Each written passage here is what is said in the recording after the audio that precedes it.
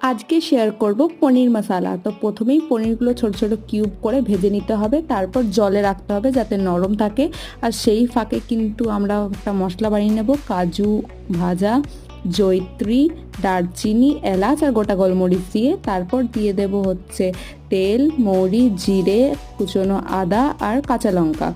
তারপর দেব হলুদ, কাশ্মীরি লাল লঙ্কা গুঁড়ো, ওটাকে ভেজে নিয়ে দিয়ে দিতে হবে টমেটো পিউরিটা। ওটা দেওয়ার পর দেব নুন আর চিনি। আর তোমরা কাজুর মিক্সচারটা দেওয়ার পরই দেখবে গাঢ় হয়ে আসছে গ্রেভিটা।